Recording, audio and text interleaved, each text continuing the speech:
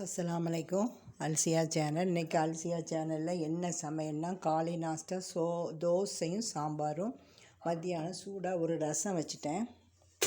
ரசம் வச்சுட்டு சோறு வச்சுட்டேன். மீன் மசாலா தடவி வச்சுட்டேன். நெடுவா மீன் வாங்கினேன், மசாலா தடவி வச்சுருக்கேன். இன்றைக்கி சிம்பிளான சமையல் தான். ஏன்னா ரசம் வச்சனால மீனை வறுக்க போகிறேன். இப்போ ரசம் தாளித்து ஊற்றியாச்சு. ஊற்றின உடனே மூடிடணும், வாசம் போயிடும். இப்போ இந்த அடுப்பில் ஒரு குட்டி காலிஃப்ளவர் பூ 20 ரூபான்னு வாங்கினேன். அதை நல்லா உப்பு போட்டு மஞ்சள் பொடி போட்டு கொதிக்கிறவனில் போட்டு வடித்து வச்சுட்டேன். ஒரு முட்டை, தேவையான பொருட்கள்: வத்தல் பொடி, சீரகப்பொடி, பெப்பர் பொடி, வெங்காயம், கருவேப்பிலை, மல்லி இலை, ஒரு தக்காளி. முட்டையில் இந்த பெப்பர் பொடியை போட்டு நல்லா அடிச்சுக்கிடணும்.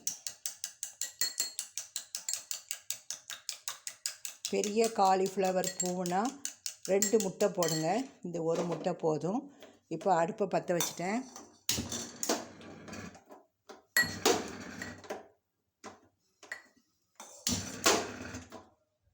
இந்த அடுப்பு ஏன் சத்தம் வருது? இந்த அடுப்பை பற்ற வச்சு வானலியை ஏற்றிட்டேன்.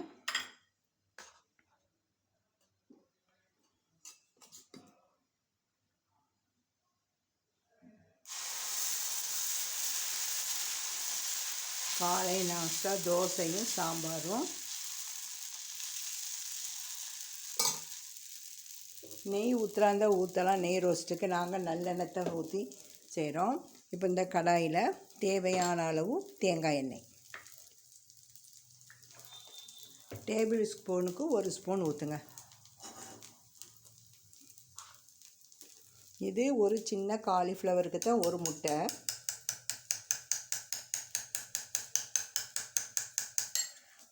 ரெண்டு பெரிய பூனை 2 முட்டை ஊற்றுங்க.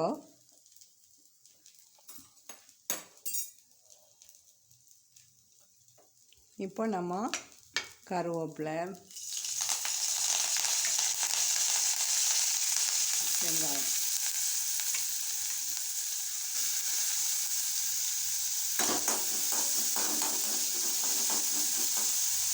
தேவையான அளவு உப்பு. ஏன்னா ஏற்கனவே காலிஃப்ளவரில் நம்ம உப்பு போட்டு தான் மஞ்சள் பொடி போட்டு லைட்டாக நம்ம அதை வேக வச்சுருக்கோம். அதனால் உப்பு கொஞ்சோண்டு போடுங்க, சிறிதளவு போடுங்க. பத்தாதுன்னா 2வது போட்டுக்கிடலாம். குறைஞ்சா கூட்டி போடலாம், கூட்டினா குறைஞ்சி போட முடியாது.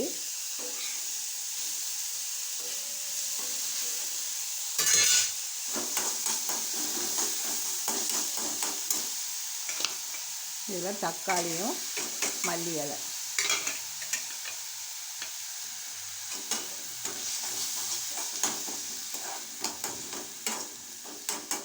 இதோட 1/2 ஸ்பூன் ஜீரகப்பொடி, இவ்வளோ. அதுக்கப்புறம் நம்ம காரத்துக்கு ஏற்றபடி, உங்களுக்கு எவ்வளோ காரமோ அவ்வளோ போடுங்க. எங்கள் காரத்துக்கு ஏற்ற மாதிரி வத்தல் பொடி போட்டுட்டேன்.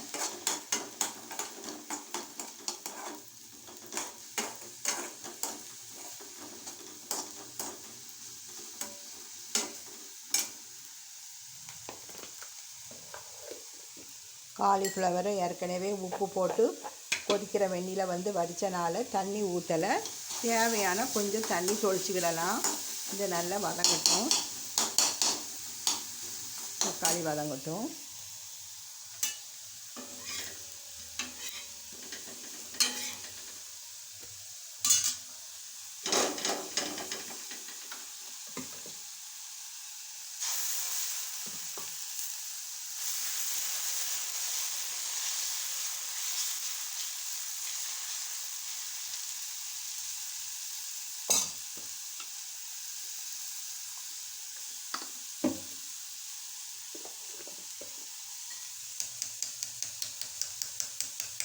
கவுண்டர் டாப்பில் பாத்திரம்லாம் கழுவிட்டேன்.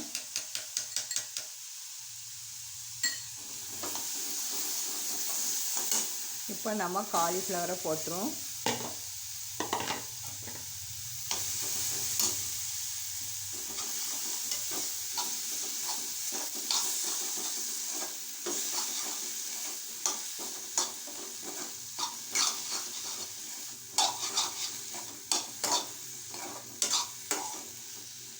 முட்டையெல்லாம் ஊற்றுனதுக்கு அப்புறம் தான் நம்ம உப்பு பத்துமான்னு பார்க்கணும்.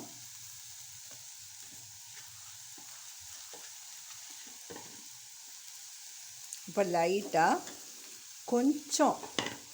கொஞ்சம் ஒரு 1/4 ஸ்பூன் அங்கே தண்ணி ஊற்றிடும்.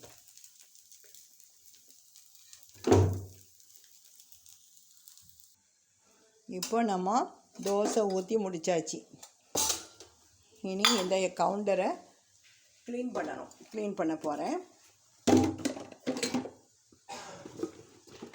இது நல்லா வதங்கி ஃபுல்லாக வெந்ததுக்கப்புறம் தான் நம்ம இந்த முட்டை கலவையை ஊற்றணும்.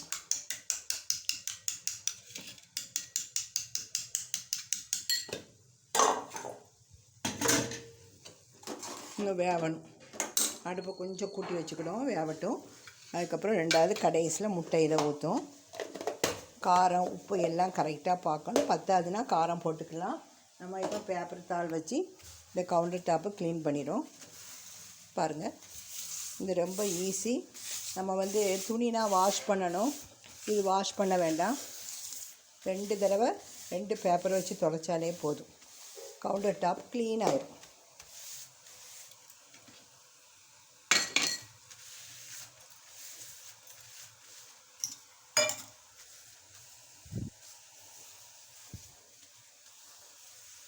இப்போ சேர்ந்த பாத்திரத்தை 2வது வாஷ் பண்ணி எடுக்கணும். இப்போ இதுக்கு உப்பு பத்துமான்னு பார்ப்போம். காரம் உப்பு எல்லாம் காலிஃப்ளவருக்கு பத்துமான்னு பார்ப்போம்.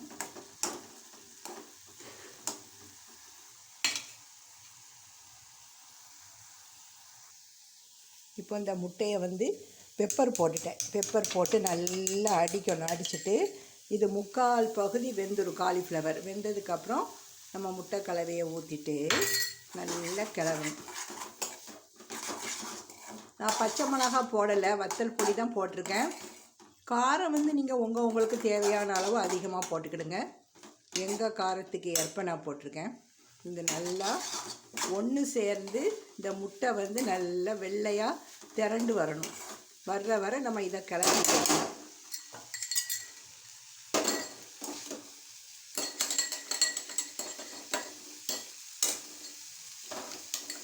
இந்த முட்டை கலவை இருக்குல்ல, அதை இப்படி போட்டாச்சு. காலிஃப்ளவர் முட்டை வறுவல் ரெடி ஆயிடுச்சு. இது ரசத்துக்கு ரொம்ப நல்லா இருக்கும். என்ன பாருங்கள், இது நெடுவா மீன் 4 பீஸ் மசாலா தடவி வச்சுருக்கேன். மீனுக்கு எப்படி மசாலா தடவுறது, என்னென்ன சேர்க்கணுங்கிறது என் வீடியோவில் போட்டிருக்கேன். பழைய வீடியோவை பாருங்கள். அதே மாதிரி இந்த முட்டை போட்டு பண்ணுற காலிஃப்ளவரையும் செய்துட்டு கமெண்ட் பாக்ஸில் எப்படி இருக்குதுங்கிறதையும் நீங்கள் சொல்லுங்கள். இப்போ பாருங்கள், அந்த முட்டை அப்படியே துண்டு துண்டாக வந்ததுக்கப்புறம் ஒரு வாசம் வரும். எல்லாம் சேர்ந்து அந்த மனம் வர வளர்க்கணும். அப்படின்னா நல்லாயிருக்கும். தண்ணியே இருக்கக்கூடாது, அப்படியே வரணும். சூப்பரான ஒரு முட்டை காலிஃப்ளவர் வறுவல் ரெடி ஆயிடுச்சு. இப்போ அடுப்பை ஆஃப் பண்ணிடும்.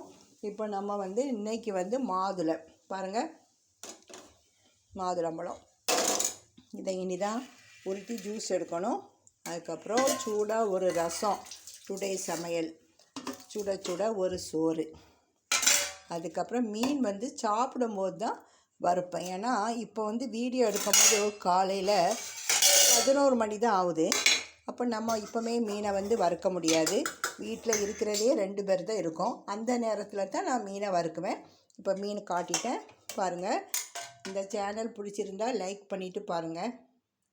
அதுக்கப்புறம் முதல்ல இந்த சேனல் வீடியோ பார்க்குறதா இருந்தால் சப்ஸ்கிரைப் பண்ணிவிட்டு பக்கத்தில் உள்ள பெல்லை கிளிக் பண்ணுங்கள். அப்போ தான் நான் தினம் போடுற வீடியோஸ் உங்களுக்கு வரும். இன்ஷா அல்லாஹ் நாளைக்கு வேறு ஒரு வீடியோட உங்களை பார்க்குறேன். அதுக்கப்புறம் கொஞ்சோண்டு அவல் கஞ்சி. இன்றைக்கி பயிறு இதெல்லாம் நான் அவிக்கலை கேட்டிங்களா. அதனால் இன்றைக்கி கருப்பு கவுனி அரிசியில் ஒரு கஞ்சி. இது எங்கள் தங்கச்சி வீட்டிலேருந்து வந்திருக்கு.